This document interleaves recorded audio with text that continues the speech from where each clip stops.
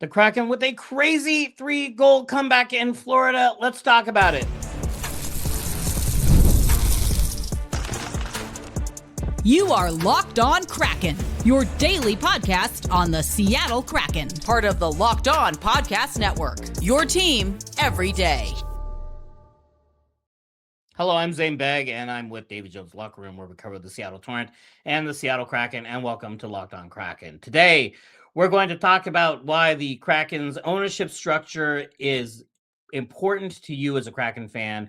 We also hear from Lane Lambert about the crazy 3-goal comeback, but of course, we have to talk about the comeback itself. However, I want to start on a much more somber and sad note. Ryan Winterton, a couple days ago, took a leave of absence due to a family matter, and now we know why. His brother, Jacob Winterton, it was announced today that he passed away at the age of 25 from a battle with cancer. He played for the Flint Firebirds and the Oshawa Generals, and he was 25 years old. And it's too young.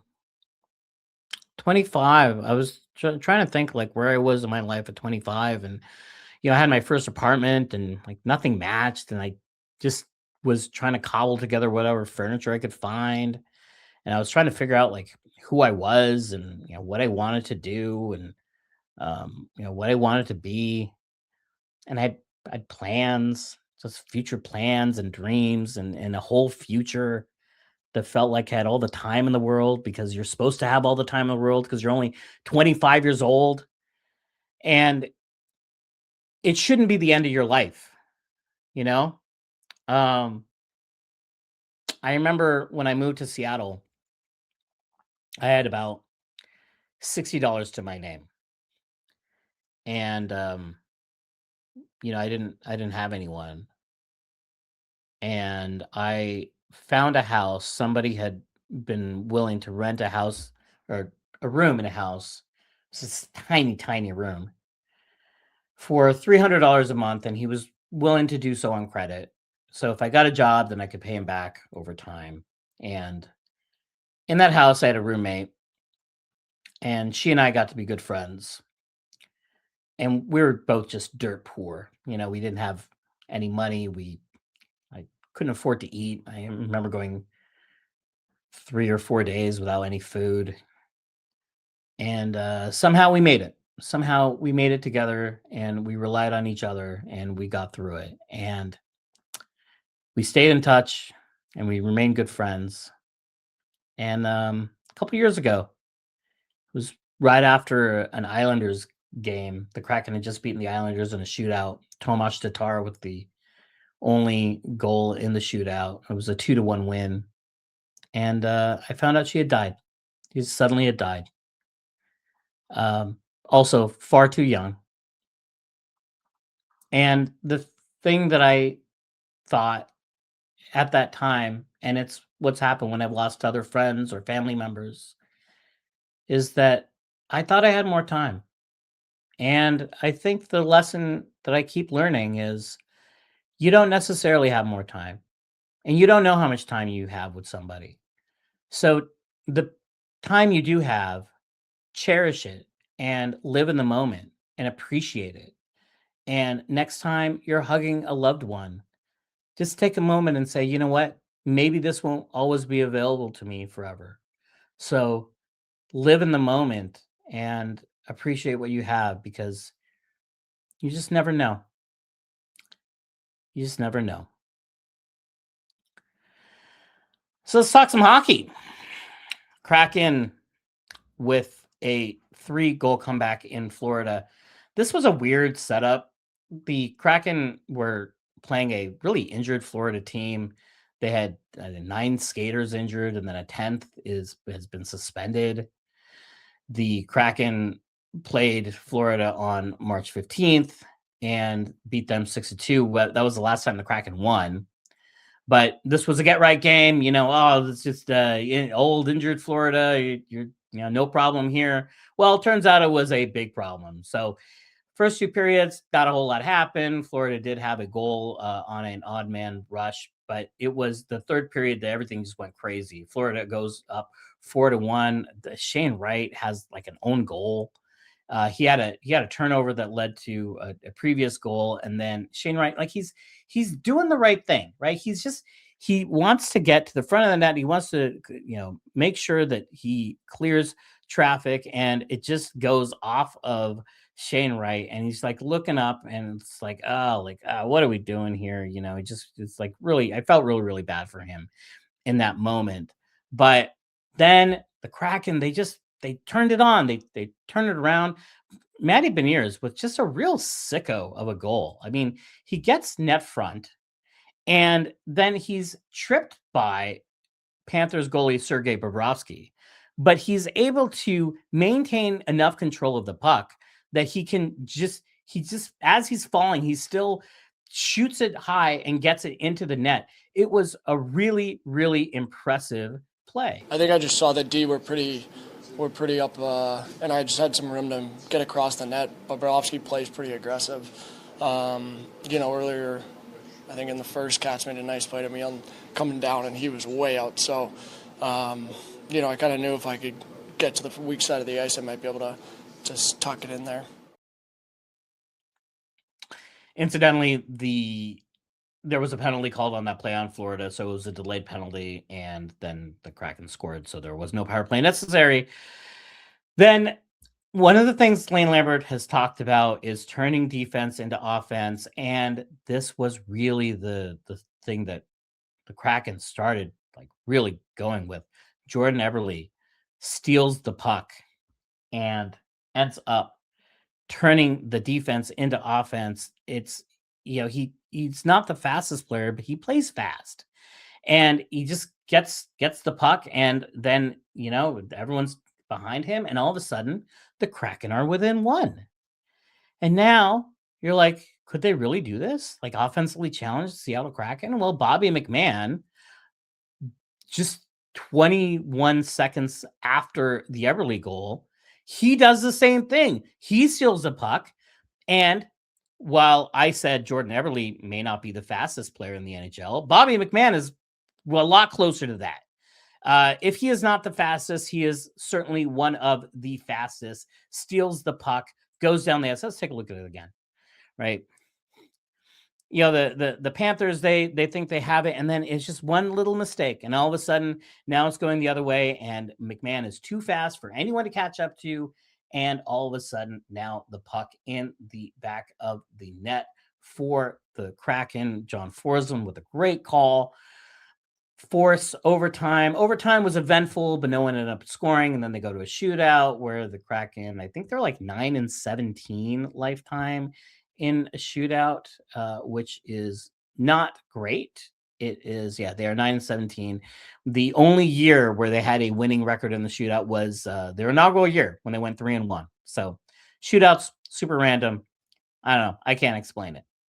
But coming up next, we're going to hear Lane Lambert explain what he thought he saw in the Kraken game, in the crazy comeback, and what this means for Seattle in the standings.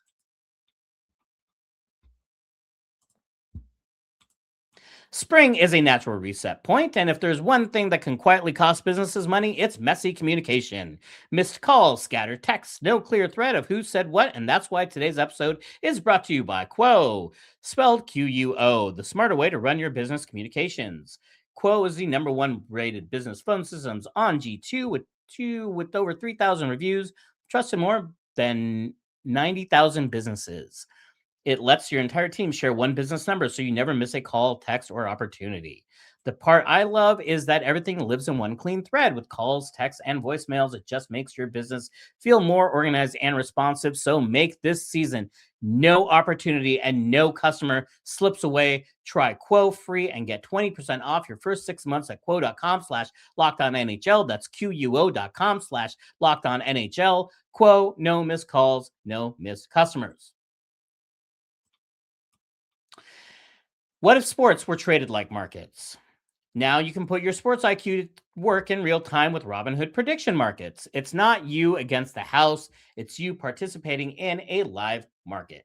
You can buy or sell your positions live all game long. Use your sports knowledge in the moments that matter. Robinhood Prediction Markets changes the game. It's people moving the action. So when momentum shifts, you can move with it. I always knew the game, but never had a dynamic way to apply that knowledge. Now I can actually take part live in a market powered by people. You're no longer just a spectator, play by play. You decide. Trade every play with Robinhood, now available across the US. Download the Robinhood app to begin. Futures and cleared swaps trading involve significant risk and is not appropriate for everyone. Event contracts are offered by Robinhood Derivatives LLC, a registered future commission merchant and swap firm. You've done rooftops and you've chased every happy hour, but how about one that's literally above it all? After 4 p.m., the Space Needles Pint and a Pie takes happy hour sky high, and just for $35 per person, you get entry, your choice of a sweet or savory tip-top pie, and a pint of beer, wine, or a non-alcoholic drink. Whether you're pre-gaming for the Kraken, warming up for Climate Pledge, or just here for the views, this is your night on another level. Pint and a Pie. Limited time offer, 21 plus only, minimum to purchase. Tickets at spaceneedle.com. Don't forget to check out the Everyday Club for ad-free episodes and access to a group chat with other listeners of the show. Tap the link in the show notes or go to lockedonpodcast.com/everydayer. Kraken with a ridiculous comeback, and I really enjoy the process of figuring out how upset is Lane Lambert going to be after a loss. Because some losses, he's really upset, and he's really short, and he's testy, and his answers are real abrupt. And then sometimes he's like, they played well, but the result wasn't there. And my guess would have been that Lane Lambert would have been on the little bit of the less upset side, given that a comeback down 3 goals. Yes, you didn't win the game, but you got a really valuable standings point. And I find his demeanor interesting. I find the process of deciphering Lane Lambert interesting. And now let's hear what he had to say. Well, I thought our comeback and our resolve was really good, so pretty happy with that. I thought we had some territorial play. Certainly in the second period, I thought we did some things. It's just we're just a little bit away from execution, and we certainly have an opportunity to have looks. We do get some. I think we could have more if we were just a little sharper on our execution offensively. The way this roster is constructed and the way the Lane Lambert coaches this team, but really the roster construction is such that they can win and they can beat good teams if they execute on everything perfectly or near perfectly throughout the game. If they don't, and the players have mental lapses or effort lapses, then this team isn't talented enough to overcome that. And so when he mentions, errors in execution, I think that those are more important for this team than if you were hearing a similar quote from a coach, from coaching the Tampa Bay Lightning or the Colorado Avalanche or even the Edmonton Oilers, because the Kraken they don't have that firepower that you can go, okay, you know what, we're not playing well, but we have that guy who's just going to put the team on his back and score and make something happen. Kraken don't have that player. How'd you land on doing the 11-7 tonight? I just felt like from a defenseman standpoint, I felt like Fleury needed to come in. And this gave us an opportunity to move our forwards around a little bit and double up on, Cat and a couple other guys. So I thought it worked out pretty well. Yanni Newman sent down to Coach Valley. Oscar Fisker-Molgaard called up. I don't think that is unrelated to the forward and defenseman situation. And I think Molgaard is a better fit right now for the role that he's being asked to play. And then finally, Lane Lambert, don't talks about this one. You talked a few times this season about turning defense into offense. That certainly happened on those 2 quick goals there. Just what did you see on those plays, and I guess how can you kind of use those as an example for that kind of play? Yeah, I mean, I thought our structure was pretty good, and that's why they turned we turned the puck over. So obviously, I thought overall we were pretty decent tonight. We felt like we spent less time in our zone. There's always going to be moments when you spend time in your zone, but it certainly felt like we did a better job from that standpoint. And I thought the game, even though it was 4-1, the goals they scored, we gave them. Turn puck over on their 4th goal at their blue line, can't do that. Pass it right to them in the slot on their 3rd goal, can't do that. So we can eliminate those mistakes. There's more positive days ahead than not. But again, this is what's happening, and we got to cut out those catastrophic errors. But certainly, we did a good job of getting back and getting a point. Those catastrophic errors definitely do need to be cut out because the Kraken don't have a lot of room for error here. I've been playing around with some projections. So let's take a look at the standings. And right now, the Kraken are in 10th place. They are 5 points behind the Nashville Predator with a game in hand. 3rd place in the Pacific is 78 points. With the Golden Knights are 6 points behind them with 2 games in hand. And I was looking at some projections and some simulations, and I think that most likely the median playoff cut line is 89 points. Now, at the Kraken, they have 70 points right now with 12 games left. So they would need 19 points in 12 games. It's a lot. They'd have to go 9-3-1 or 7-2-5. Is that even the right number of games? 9, 12. No. It's they'd have to go 9-2-1, right? So something like that. Or 9-2. 9 wins, somewhere in there, or maybe 8 with a few overtime losses. Only 12 games to go. I'm not the most optimistic about this one. That's why Money Puck, which is the most optimistic model, has them in the teens to make the playoffs. Most models have them in the 10 to 15% range. It's this losing streak has really just created them, and the schedule is, well, it's not the easiest. I mean, it's not the hardest, but it's not the easiest either.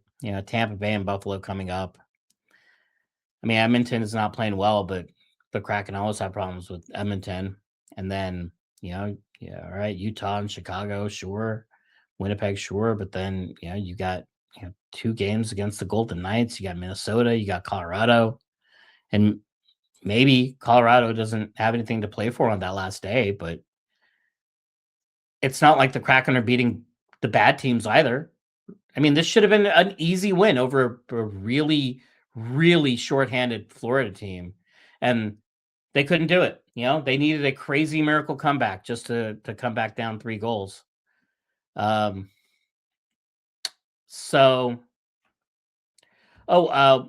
note is that the Kraken, this was their 4th time that they were down 3 goals and scored, and on all the previous times, except for one, they did end up losing in overtime. So part of the script.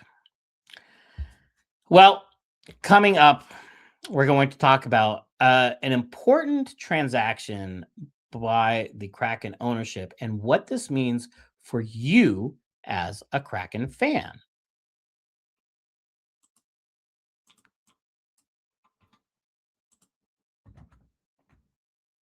The tournament is here, one of the best times of the year. Brackets, buzzer beaters, upsets. It's nonstop action from tip to final cutdown. And now FanDuel is giving customers a way to stay in the action all tournament long. Here's the best part. You get up to $300 back in bonus bets every day for 10 days. And that means 10 chances to stay involved throughout the entire tournament. It's perfect for the tournament because every day there's something new. Different matchups, new storylines, and more ways to get involved as the bracket unfolds. So visit FanDuel.com to sign up today. That's FanDuel.com to get in on the action.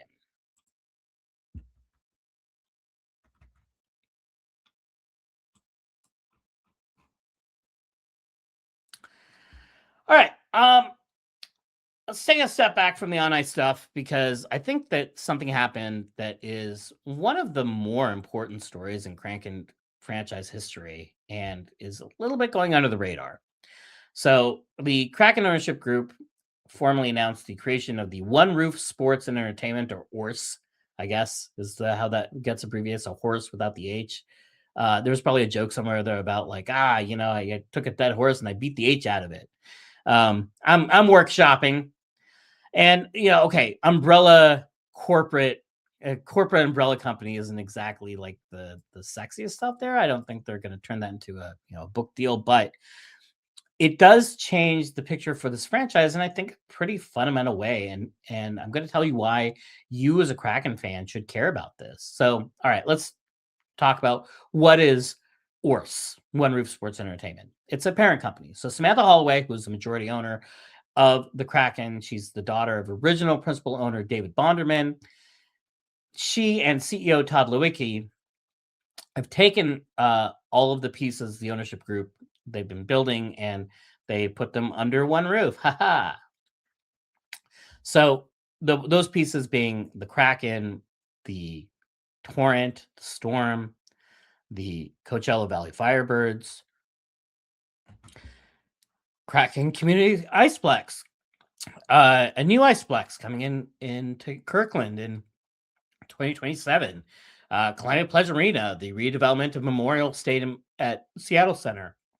Right, this is a massive portfolio, and so the point of One Roof is to run this as an integrated enterprise rather than a bunch of separate operations doing their own thing. And the biggest part of this announcement was acquisition of a majority ownership stake in Climate Pledge Arena itself. So up until now, the arena was owned in a 50-50 split between the Kraken Group and the Oakview Group, which is the venue management company that built and renovated and operates the building under former CEO Tim Lewicki, the brother of Kraken CEO Todd Lewicki. Under this structure, One Roof now gets equity. They have majority equity in Climate Pledge Arena, and then Oakview Group drops to a minority stake. And this was kind of, it seemed like it was the plan all along. So OVG is still the operating partner, and they're still running the day-to-day management, but the Kraken ownership group is now the primary owner of it's like one of the top 10 music venues in the world, which is really sweet if you think about this, because so what this means financially, right? Climate Pledge Arena, they hold, like 6 concerts a year, right? And that's a ton of revenue. That has nothing to do with hockey. And now the majority of that money is flowing back to the ownership group, which is money that can be reinvested in hockey operations or scouting or player development. It matters, right? Even though there's a salary cap in hockey, there are cheap teams and there are less cheap teams. And the Kraken, who have already operated as a team that is not cheap, and they're all of the stuff, the way they operate is like, okay, we're willing to spend money, but this gives them the cash to continue to be that kind of organization that goes out and they spend money to get the best broadcast talent and the best analytics talent, and to build the most beautiful arena I've ever been to, for sure. Right now, I think the obvious angle here is the NBA. Today, the NBA announced that they will move forward in accepting bids from Seattle and Vegas to take bids for an NBA expansion team to start playing in 2028. And the open secret, if it's even a secret, is that it is very likely that the Seattle Supersonics will return back to Seattle, and it will be owned by the same people who own the Seattle Kraken, and will also be under the One Roof sports and entertainment brand. So what that means is also, if the Sonics do come back, which I anticipate will be the case, that's going to be a massively profitable enterprise. The demand for the Sonics is bonkers. And what then, as a Kraken fan, that allows the team to operate without worrying about running out of money.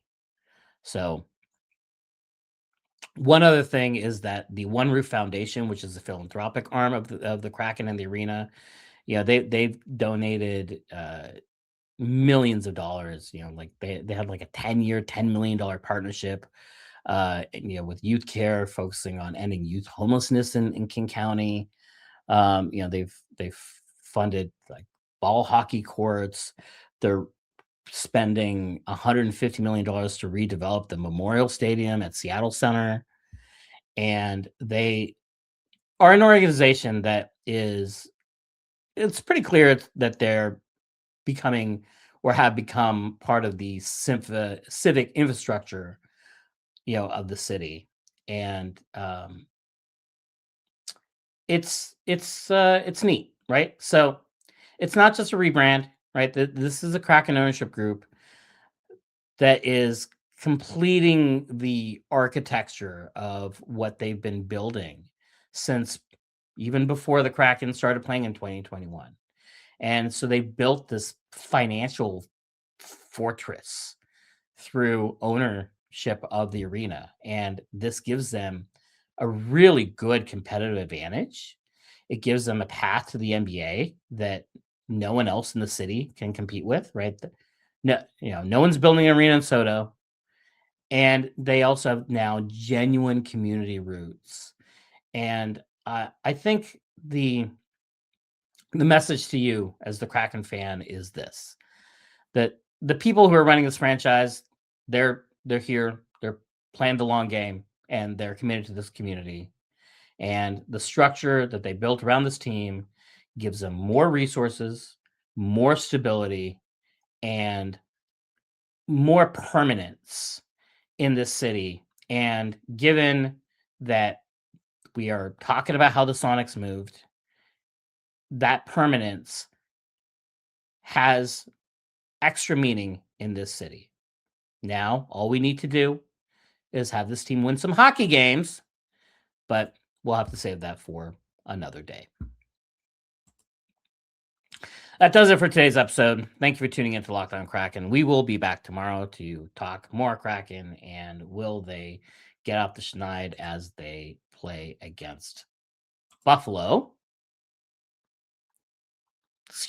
Tampa Bay. Ooh, another 4 p.m. start. These early starts, man, they're just. I guess it's nice because like my night's over by 7 o'clock or so, but it's 4 p.m. is just an unnatural time for a hockey game. It's like the opposite of living on the East Coast. When like games start at like 9 or 10, like no, that's too far, right? So games should start at 6 or 7, and we should really come together as a society to ensure that's happening. Yeah. I know. I understand time zones and 7 o'clock local time is there, but this is about me, and I like to make it about me, and so that's what I'm doing.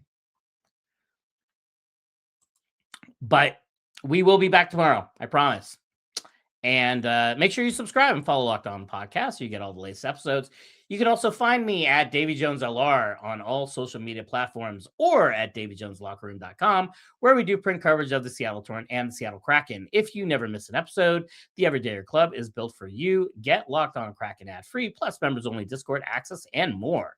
For those of you on video, we send you over to the first ever 24/7 National Locked On Podcast Network YouTube channel. On audio, make sure this is one of your 2 daily listens. For Davy Jones Locker Room, I'm Zaiem Beg, and I will see you tomorrow.